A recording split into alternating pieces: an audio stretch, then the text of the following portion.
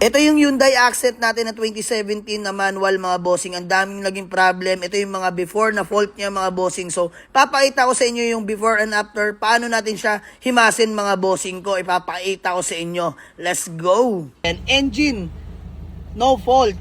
EPS motor drive, power steering, no fault mga bossing ko. BCM or body control mga boss. Scanning pa. Medyo mahaba-haba ito mga boss. Tsagain natin para maging transparent lang din sa inyo. And para sa bibili na itong accent na to, maging panatag po kayo mga bossing ko ha. Hindi po basta-basta mga boss, ginastosan ko rin po ito bago natin ibenta ulit ha. Ayaw kong masira tayo mga bossing ko. So alright mga bossing ko, good day, happy Tuesday po sa atin mga bossing ko. So kung natatandaan nyo, ito yung ating Hyundai Accent na 2017 model, manual transmission with 55k original mileage mga boss. Actually, first own to mga boss, napakakinis, napaka-presentable ng kotse na to. Ang ganda rin ng suspension. Basta mga boss, napakaganda ng ride nito. So by the way, ito dapat yung kukunin sa atin nung nakaraang gabi ni boss Rusty. So anong nangyari mga boss, nagkaroon to ng konting problema. Yung sabi ko nga, either or coil or spark plug mga bossing ko. At awa ng Diyos mga boss, nahuli na natin yung sakit at andito si Parincha, yung ating malupit na mekaniko. Parincha, ayan, so check muna natin ito mga boss. Naging problema nito is coil, spark plug, and then sinunog niya na yung computer box.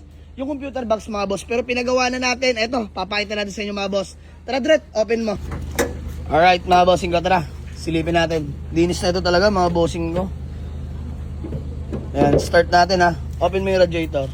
And then, ayan, nakakulant na nga rin pala ng mga bossing ko. Ayan, kulant. Get ready to start. Pakita natin sa nila. Yan, one click start mga boss. Napaganda ho na circulation na ito mga bossing ko. Walang bula mga boss, walang bulwak. Wala, napakaayos mga bossing ko. So ayan mga boss, papakita ko na rin sa inyo to be transparent lang, no. Tara, scan natin. Dito yung mekaniko natin mga boss. Napakalupit na ito, tropa natin. So scan natin mga bossing ko. Si unang lumabas dyan siya is yung coil, tsaka spark plug, no. Ayan mga bossing ko. Pakita lang natin sa inyo mga boss. So wala maging gusto ko lang maging panatag kayo. Okay.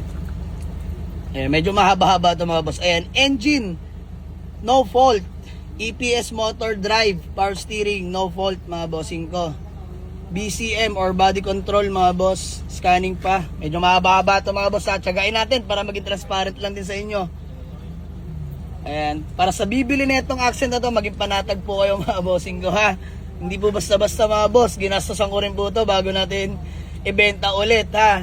Ayaw kong masira tayo mga bossing ko.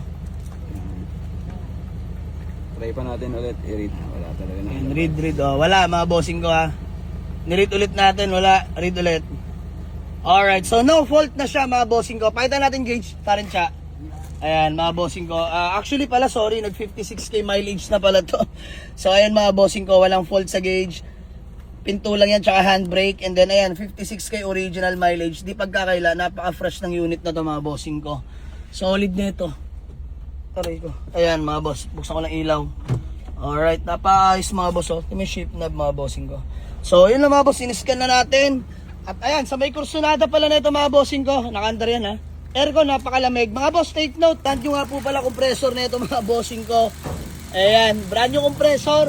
At higit sa lahat mga bossing ko, rehistrado na po ito dahil pinarehistro na namin ito mga bossing ko. Sige, Dret, pasaraw ng hood.